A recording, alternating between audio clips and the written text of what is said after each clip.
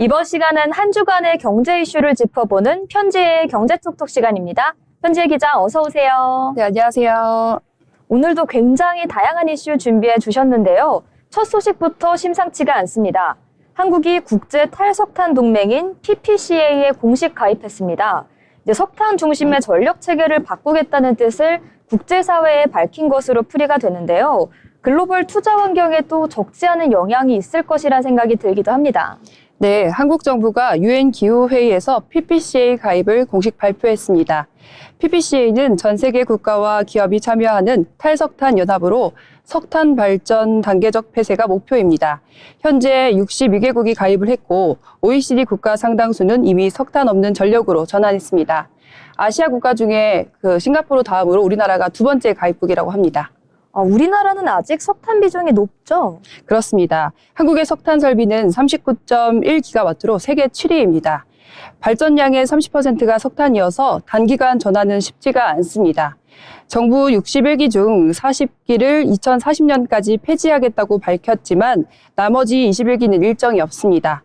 게다가 올해 신규 석탄 발전소가 가동을 시작하는 등 현장과 정책 간 격차도 아직 남아 있습니다. 그렇다면 우리나라가 PPCA에 가입됨으로써 예상해 볼 수 있는 변화에는 어떤 것들이 있을까요? 우선 투자 환경 변화가 거론됩니다.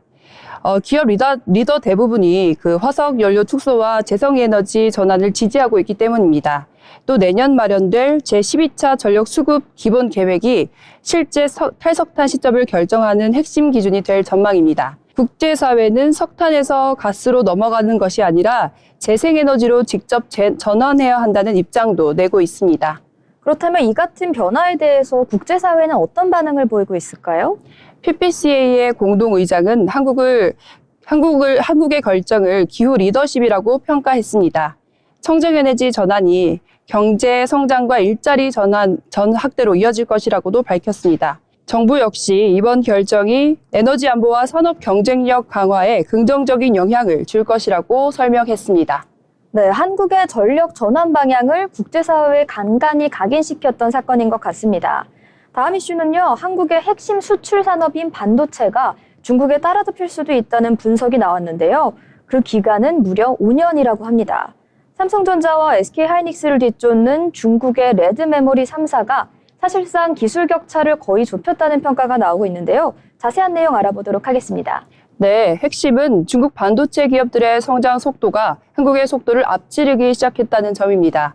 우선 파운드리에서는 중국 SMIC가 올해 3분기 시장 점유율 5%대를 기록하면서 삼성전자 8%대를 바로 따라붙었고, 낸드 분야에서는 YMTC가 270단 3D 낸드를 양산하면서 삼성, SK하이닉스와의 기술 격차를 거의 지웠다는 평가가 있습니다. 그렇다면 YMTC가 내년에 400단까지 갈 수도 있다는 평가도 좀 진정한 평가일까요? 네, 그렇습니다. YMTC는 내년 하반기 400단 낸드를 목표로 하고 있고 상반기에는 상장까지 추진하고 있어서 자금 조달 능력까지 강화되고 있는 상황입니다.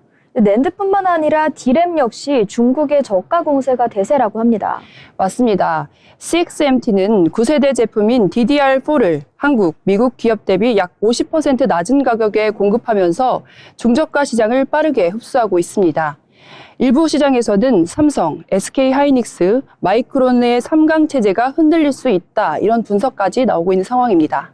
네, 이렇게 반도체 분야에서 중국의 추격이 무서울 정도인데요. 이번 조사에 따르면 반도체뿐만 아니라 한국의 10대 주축 수력 산업 전체가 5년 뒤에 역전될 수 있다고 합니다.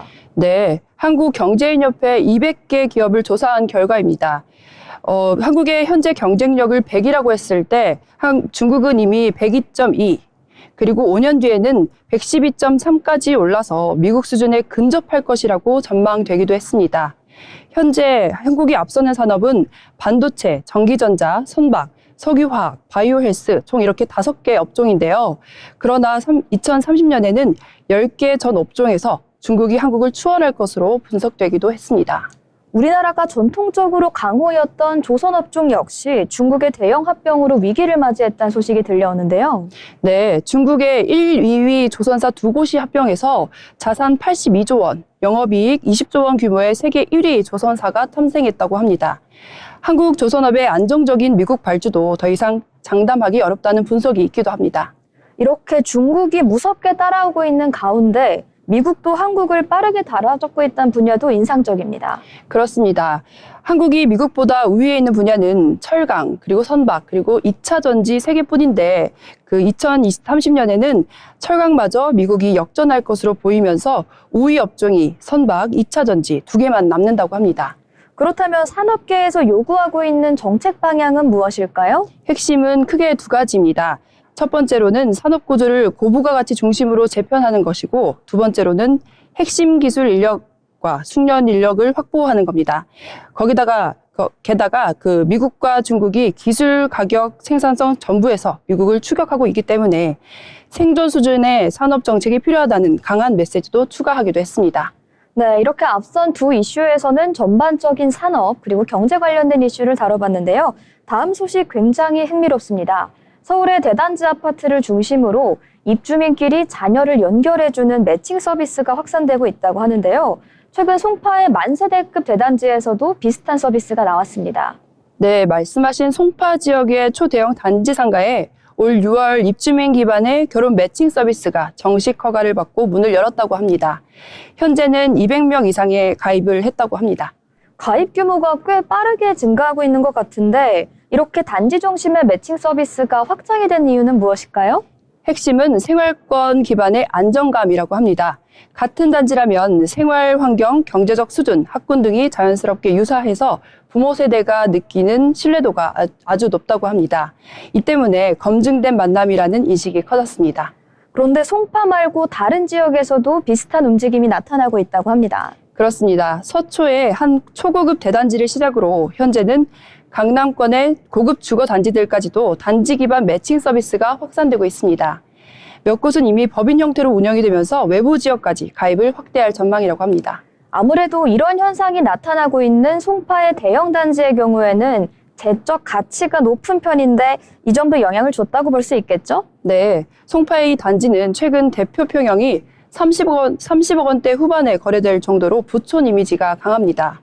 부모 세대는 비슷한 환경에서 성장한 가정과 만남을 선호하기 때문에 자연스럽게 단지 커뮤니티가 매칭 재장처럼 작동하게 되는 구조입니다. 그렇다면 이런 흐름이 앞으로도 더 확산될 것이라 보실까요? 확률이 아주 높습니다. 특히 5천 세대 이상 초대형 단지는 입주민 네트워크 자체가 하나의 시장 기능을 가지기 때문에 비슷한 서비스가 계속 생길 가능성이 높다고 보고 있습니다. 반대로 이 같은 현상에 우려되는 점이 있으실까요? 네, 특정 단지 중심의 만남이 굳어지면 배타적인 구조가 생기거나 결혼 시장의 계층 고착화 가능성이 있다는 지적도 나오고 있습니다. 네, 검증된 만남이라는 현상을 중심으로 이런 입주민 중심의 매칭 서비스가 나타나고 있다고 합니다. 다음 소식은요, 외국인 관광객들 사이에서 한국 안경원이 필수 관광 코스로 떠오르고 있다고 합니다. 빠른 제작과 저렴한 가격, 그리고 한국식 디자인이 결합하면서 이제 식품과 음료를 이어서 K 안경까지 확장이 되고 있다고 하는데요. 네, 인바운드 플랫폼 크레이트립에 따르면 올해 6월부터 10월까지 안경원 상품 거래액이 전년 대비 1608%가 증가했다고 합니다. 상품을 도입한 지 1년이 채 안 됐는데 폭발적인 성장세가 이어지고 있습니다. 아무래도 속도와 가격 그리고 디자인이라는 한국만의 강점이 또 다른 새로운 관광 트렌드를 만든 것으로 보이는데요. 이 K 안경 어떤 이슈로 뻗쳐나갈지도 기대해보면 좋을 것 같습니다. 네, 이렇게 오늘 한 주간에 있었던 경제 이슈에 대해 알아봤는데요. 편지의 기자 수고하셨습니다.